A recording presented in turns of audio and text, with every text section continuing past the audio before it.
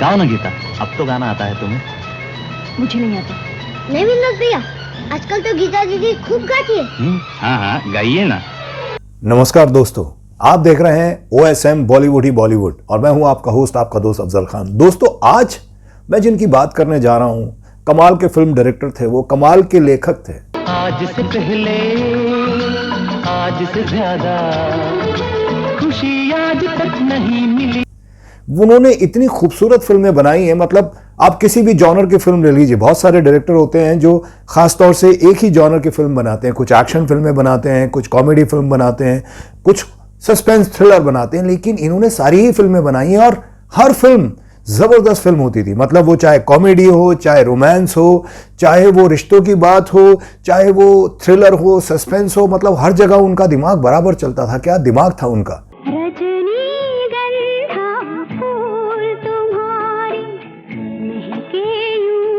उन्होंने बताया कि अगर आपकी कहानी में दम है, आपकी फिल्म की स्टोरी अच्छी है, आपके डायलॉग अच्छे हैं, तो आपको जरूरत नहीं है किसी बहुत बड़े एक्टर की, किसी बहुत बड़े स्टार की।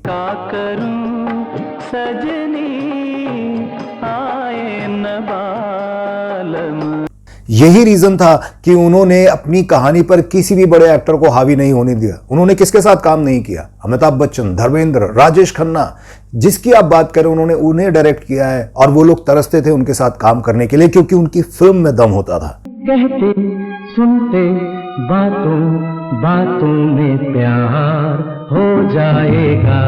और आपको अचंभा होगा, फिल्म बनाने से पहले, डायरेक्टर से पहले, लिखने से पहले वो कार्टूनिस्ट थे। बहुत ज्यादा टैलेंटेड आदमी थे वो मेरे भी फेवरेट है। हम इंडस्ट्री में सब उन्हें दादा कह के पुकारते थे, वो सच में दादा थे।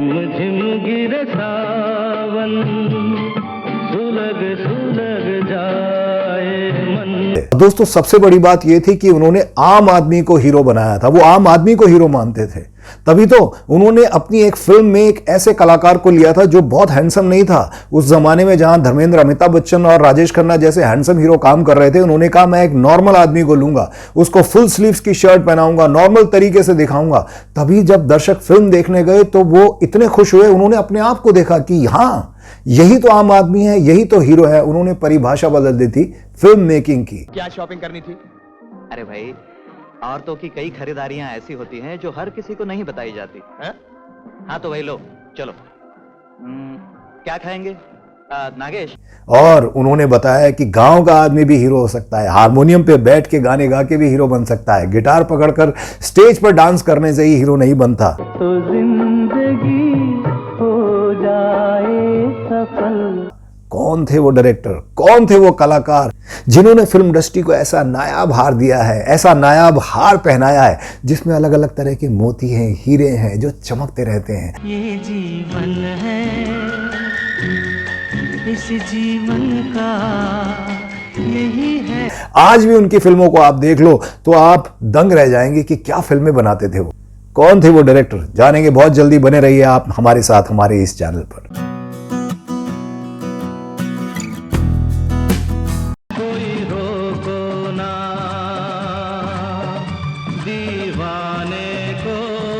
नमस्कार दोस्तों, आप देख रहे हैं OSM बॉलीवुड ही बॉलीवुड और मैं हूं आपका होस्ट, आपका दोस्त अफजल।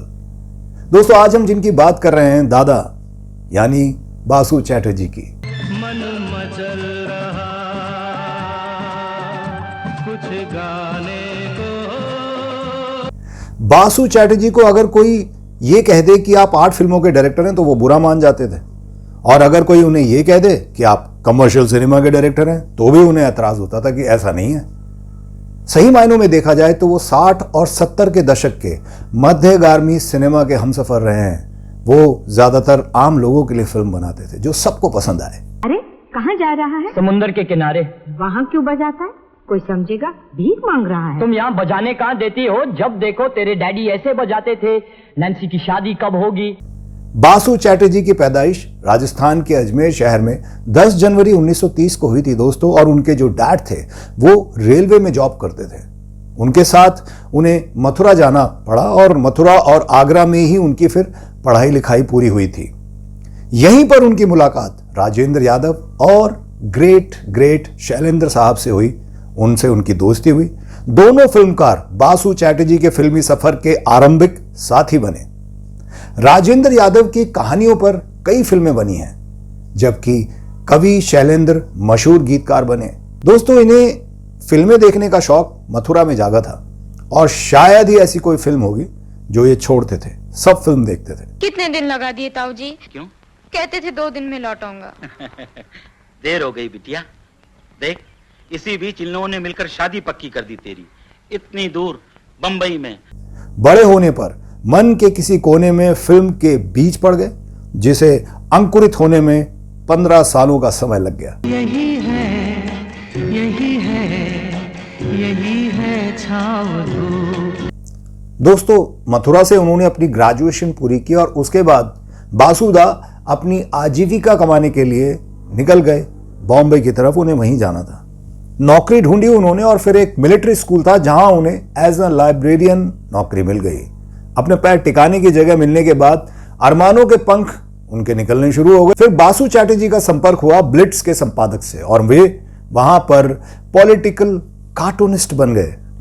रेनू ने इसी कार्टूनिस्ट की बाकी निगाह का उल्लेख अपनी शूटिंग रिपोर्ट में किया था। दोस्तों, ब्लिट्स वही टैबलॉइड था जिसे रुस्तम खुर्शीद करंजिया ने शुरू किया था। यहां चैटर्जी साहब ने 15 सालों से भी ज्यादा टाइम तक काम किया और इसी दौरान उन्हें मौका मिला 1966 में रिलीज हुई फिल्म तीसरी कसम में निर्देशक बासु भट्टाचार्य के असिस्टेंट के तौर पर काम करने का। दुनिया बनाने वाले क्या तेरे मन में समाई।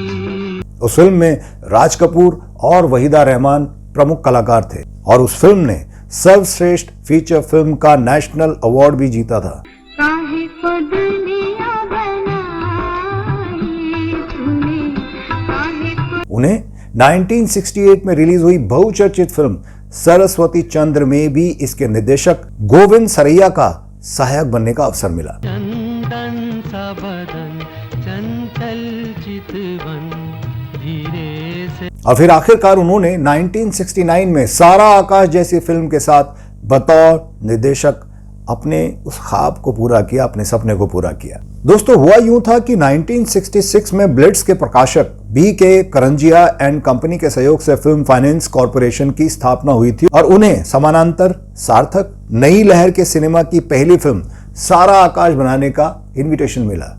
यह फिल्म हिंदी कलाकार राजेंद्र यादव की उनकी लाइफ पर आधारित यह फिल्म थी। सत्यजीत रे से प्रभावित होने के कारण बासुदा ने इस फिल्म के कलात्मक पक्ष पर बहुत ज्यादा ध्यान दिया था। कह रहा था कल की पिक्चर कैसी लगी आपको? पिक्चर तो घर आगे हुई, अम्मा जी मुंह फुलाए बैठी हुई। अब कोई दिन रात कहाँ तक पिसे? 2 महीने में एक पिक्चर देखने गए, इस पे भी अगर वो नाराज हो तो कोई क्या करे? और उसका नतीजा ये निकला कि फिल्म तो बहुत खूबसूरत बनी मगर बॉक्स ऑफिस पर मार खा गई क्योंकि बिल्कुल अलग फिल्म थी।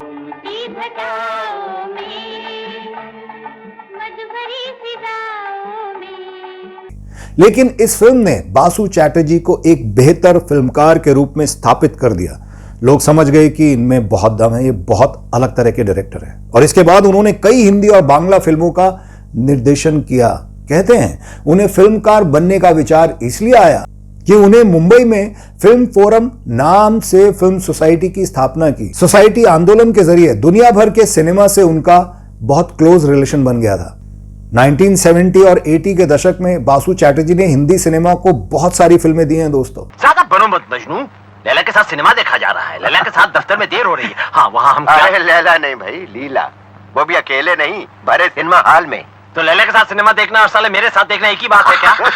जिन्होंने इंडस्ट्री के कई आयामों को बदल दिया, ट्रेंड को ही बदल कर रख दिया। बासु चैटर्जी की फिल्मों की फेहरिस्त बहुत लंबी है। उनकी फिल्में शहरी क्षेत्र के मीडियम क्लास फैमिली से होती थी रिलेटेड, हल्की फुल्की कहानियां होती थी और उसके बाद प्रेम संबंध और शादी से भी रिलेटेड फिल्में होती थी, वहां ध्यान उनका केंद्रित होता था।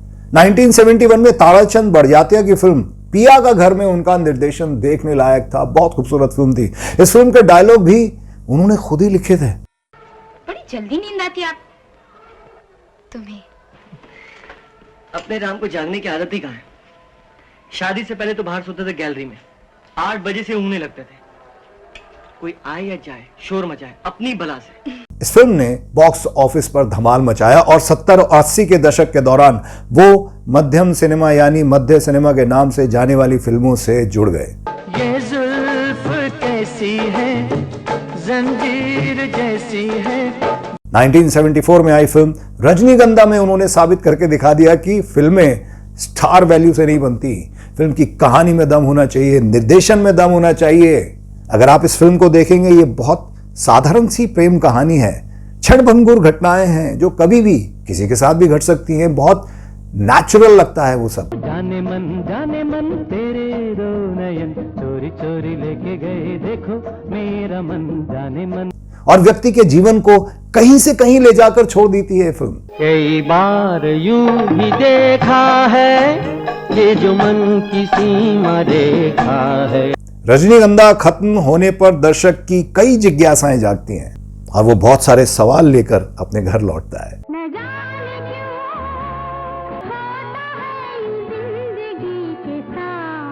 इस फिल्म का स्क्रीन प्ले और इसके डायलॉग दोनों ही बासु चैटर्जी ने लिखे थे और कमाल के थे। लेकिन जिंदगी में दोनों मिल नहीं पाए। क्यों नहीं मिल पाए? हाँ, अगर दोनों का प्यार सच्चा था तो जरूर मिलना चाहिए था।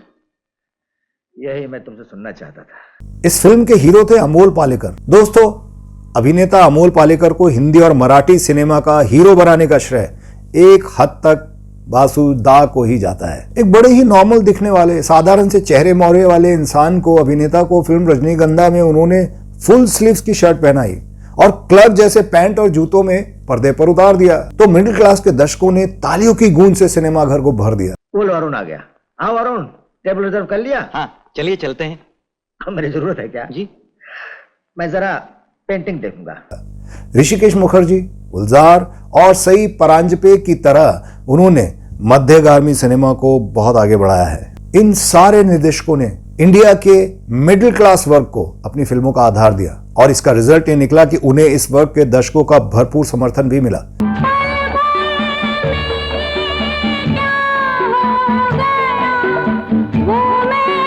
बासु चैटर्जी ने अपनी कई साधारण फिल्मों में बड़े सितारों के साथ भी काम किया है, निर्देशित किया है, लेकिन इन अभिनेताओं को 1974 में ही रिलीज हुई फिल्म उस पार में विनोद मेहरा के साथ मौसमी चैटर्जी को देखना एक अनोखा ही एहसास रहा था। आप ये फिल्म देखिएगा, ये भी बड़ी अलग फिल्म है। अच्छा, गुलबदन का मतलब क्या होता है? क्यों?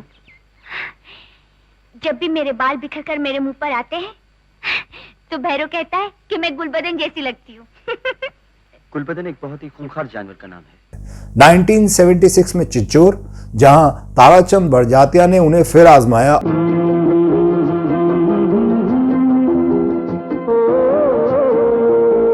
और परिणाम शानदार रहा।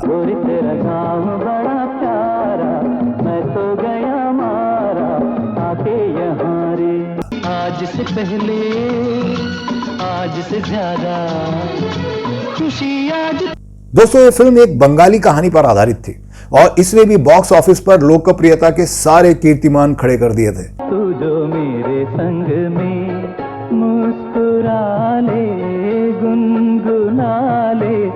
बासु चैटर्जी की फिल्में संगीत प्रधान होती थी, उसमें म्यूजिक कमाल का होता था और उस पे जो वो पिक्चराइजेशन करते थे, कमाल का मैजिक होता था उनकी फिल्मों में।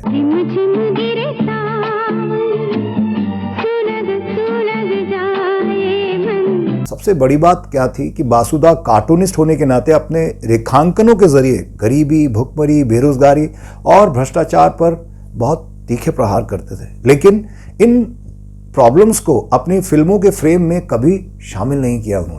उन्होंने मध्यम वर्ग के जीवन में सुख तथा सुकून देने वाले पलों को अपनी फिल्मों के माध्यम से तलाशा था, और क्या तराशा था।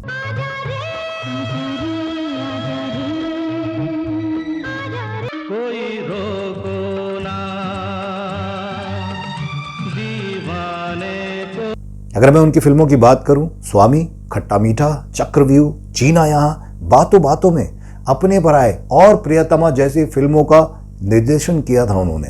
और उनके निर्देशन में जितेंद्र, नीतू सिंह, उनकी एक फिल्म आई थी 1977 में, प्रियतमा।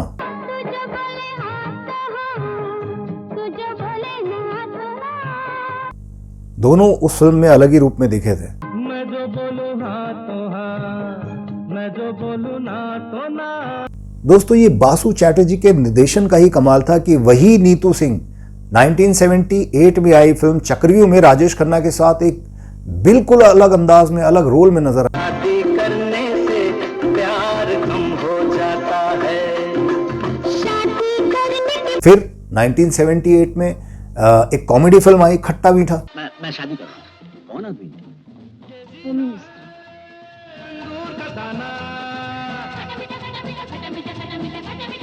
और इसमें वो हमारे दादा मुनि थे। बेटा तुम काम कर लो। तुम फली हो रूसी। कितनी गड़बड़ी हो रही है, फिर ये छुटका फली है। डैडी मम्मी मुझे फली कह रही है। यह फली रूसी चाल पी लूं। बासु चैटर्जी ने 1978 की इस कॉमेडी फिल्म खट्टा मीठा में दो परिवारों को इस अंदाज में उतारा था कि दर्शक हंसते हंसते लोटपोट हो गए। ये मेरे बच्चे हैं, फिरोज, फ्रेनी और फरदून। ये तुम्हारे डैडी हैं। Hello hello.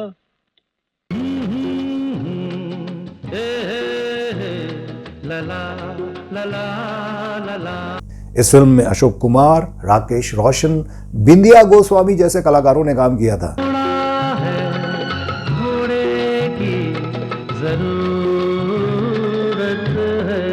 और उनके निर्देशन में जानदार अभिनय करके दिखाया उन्होंने।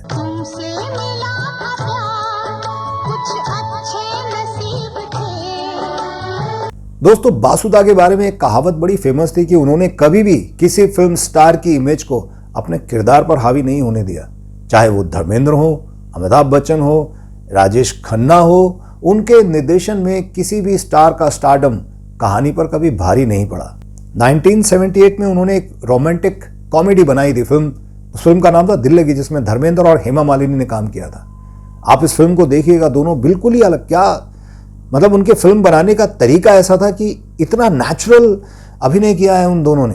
इस तरह आपकी क्लास में शोर मचता रहेगा तो मैं क्लास कैसे लूंगी?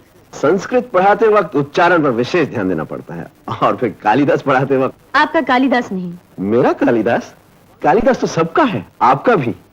फिर ऐसे ही रोमांटिक ड्रामा थी एक 1979 में आई थी। अमिताभ बच्चन भी अपनी एंग्री यंग मैन की इमेज से बाहर निकलकर मौसमी चैटर्जी से इश्क लड़ाते नजर आए तो दर्शकों ने दांतों तले उंगली दबा ली।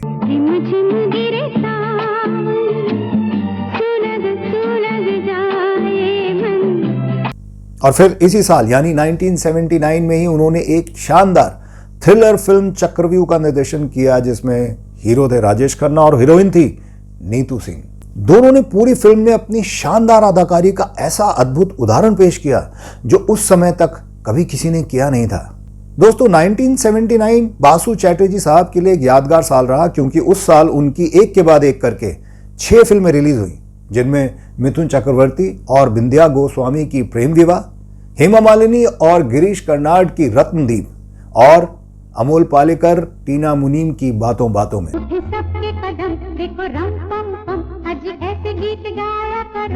ये सारी फिल्में हिट फिल्में हैं, ये सारी फिल्में उनकी शामिल है। कभी खुशी कभी गम, तररम पम पम, हंसो और हंसाया करो। अमोल पालेकर को तो उन्होंने स्टार बना दिया, जैसे जिस तरह से वो बोलते थे उनका किरदार भी बड़ा अलग था। आप कहेंगे तो ठीक है सर, मर्जी तो आपकी है सर, आप बड़े हैं। दोस्तों बासुदा ने हिंदी और बंगाली भाषा में करीब 40 फिल्मों का निर्देशन किया है, और इनमें से कुछ फिल्मों के डायलॉग और कुछ के स्क्रीन प्ले भी उन्होंने लिखे हैं। कुछ फिल्में उन्होंने प्रोड्यूस भी की हैं। वो बुराई में से अच्छाई निकालने के लिए हमेशा बेचैन दिखाई दिए।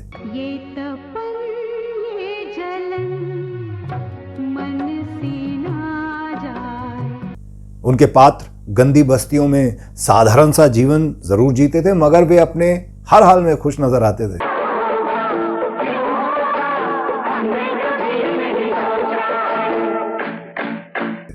अभावों से घिरी जिंदगी में वे आनंद प्राप्त करने के रास्ते खोज ही लेते थे।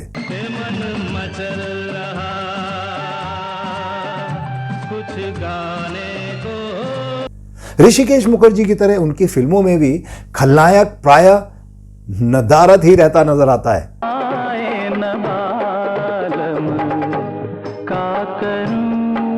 और फिल्म शौकीन में मिथुन चक्रवर्ती को रति अग्निहोत्री के साथ, फिर से मिथुन चक्रवर्ती को मून सेन के साथ फिल्म शीशा में इतने प्यारे अंदाज में फिल्माया कि खुद इन सितारों के फैंस भी अचंभित रह गए।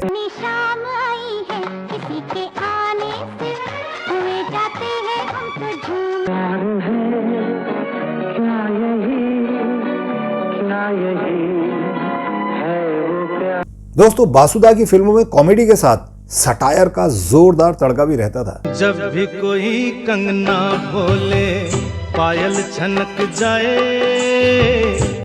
इसके पीछे शायद कारण ये रहा कि वो अपने करियर के शुरुआत में वो कार्टूनिस्ट रहे हैं और इलिस्ट्रेट भी करते थे। वो उनकी कुछ फिल्में बॉक्स ऑफिस पर सफल भी रहीं, लेकिन उनकी रिलीज के समय समीक्षकों ने उनकी काफी प्रशंसा की। ब्रिटिश फिल्मकार अल्फ्रेड हिचकॉक और उनके सिनेमा से बासु चैटर्जी बहुत इंप्रेस थे।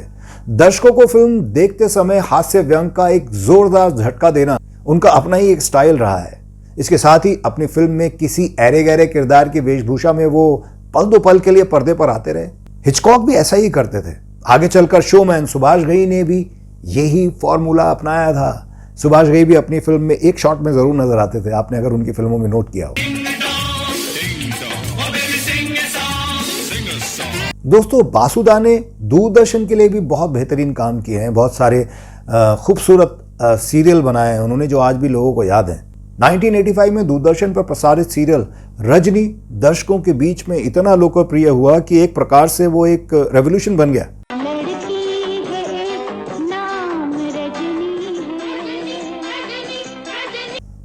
इनकी जो हीरोइन थी प्रिया तेंदुलकर, इतनी हिम्मत वाली नायिका के जरिए देश के तमाम उपभोक्ताओं को सावधान करने वाला ये धारावाहिक अपने आप में बेमिसाल था। लेकिन एक आदमी को पकड़ने से क्या होगा? ऐसे कई लोग हैं जो इश्तिहार देते हैं इस तरह के, और कई नौजवानों उनसे पैसे ऐड कर फिल्मों में काम देने के झूठे प्रॉमिस देते हैं। इन सब का इलाज करना पड़ेगा ना। रजनी देखकर महिलाएं दुकानों से सामान खरीदते और क्वालिटी के घटिया होने पर भी दुकानदारों को सबक सिखाने के लिए तैयार रहती थी, उनसे बहस करती थी। फिर मनोहर श्याम जोशी लिखित कक्का जी कहीन में राजनीतिक भ्रष्टाचार और नेताओं का दोगला चरित्र उन्होंने उजागर किया था। Brain is bigger than buffalo but money is bigger than both. दर्पण धारावाहिक भारतीय भाषाओं की श्रेष्ठ कहानियों का एक गुलदस्ता था और उनका बहुचर्चित जासूसी टीवी सीरियल कौन भूल सकता है। ब्योमकेश बख्शी अपने समय में बेहद लोकप्रिय हुआ था। ये पारंपरिक जासूसी सीरियलों के उलट इसका हीरो कोई सूटेड बूटेड जेम्स बॉन्ड नहीं, बल्कि धोती कुर्ता वाला छबीला देसी नौजवान दिखाया है, इंडियन दिखाया है। ये बासु चैटर्जी साहब के निर्देशन का ही कमाल था कि जिसने भी इस देसी जेम्स बॉन्ड को एक बार देखा उसके दिमाग पर उसकी अमिट छाप पड़ गई। आप हैं कलकत्ते के जाने माने जासूस, उस भूत के बारे में कुछ तहकीकात करना चाहते। दोस्तों बॉलीवुड में उनकी जो आखिरी हिट फिल्म रही थी 1986 में आई चमेली की शादी, अनिल कपूर और अमृता सिंह स्टारर ये फिल्म आज भी दर्शकों के मस्तिष्क पर एक खूबसूरत यादगार के तौर पर छाई हुई है। बहुत ही अलग फिल्म थी, बहुत ही अलग कहानी थी। उस टाइम पर ऐसी फिल्म कौन बनाता था? बासुदा ही बना सकते थे। करवा लिया ना मुंह काला? नहीं। क्या नहीं? खबरदार 40 से पहले किसी के चक्कर में आया तो। क्या देख रहा है? तू जहाँ भी चलेगा चलूंगी, तेरा दुख दर्द में बांट लूंगी। बासु चैटर्जी साहब ने इसके बाद भी 2011 तक हिंदी और बांग्ला फिल्मों और टीवी धारावाहिकों का निर्देशन किया है, जैसे शीशा, कुछ खट्टा कुछ मीठा और गुदगुदी शामिल है। हर पल चाहे मेरा दिल तुमको ही देखा करो। दोस्तों बाद के दिनों में अपने वृद्धावस्था के कारण वो एक तरह से फिल्मों से संन्यास ले चुके थे। 4 जून 2020 को 90 साल के थे वो जब उनका निधन हो गया।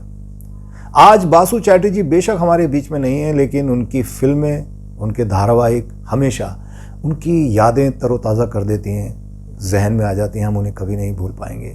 उनकी फिल्मों के कथानक हमेशा ताजगी भरे रहे हैं और उन्हें जब चाहे तब और चाहे जितनी बार आप देख सकते हैं, क्योंकि वो कभी भी बासी नहीं लगती, हमेशा फ्रेश लगती है।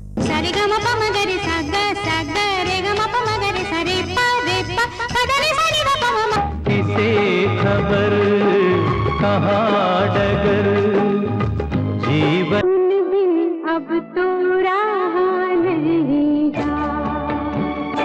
यादों में वो सपनों में है जाए कहाँ। मुझे उम्मीद है दोस्तों आपको ये वीडियो बहुत पसंद आया होगा। आपको ये वीडियो कैसा लगा हमारे कमेंट बॉक्स में हमें ज़रूर बताइएगा, हमें इंतज़ार रहेगा। अगर आपके पास भी बासु चैटर्जी से जुड़ी कोई और जानकारी है तो हमारे साथ ज़रूर शेयर कीजिएगा। अब दीजिए अपने होस्ट, अपने दोस्त अफजल खान को इजाज़त। मैं फिर मिलूंगा आपसे अपने इस चैनल OSM बॉलीवुड ही बॉलीवुड में। टेक केयर, बाय बाय, अल्लाह हाफिज़, राम राम।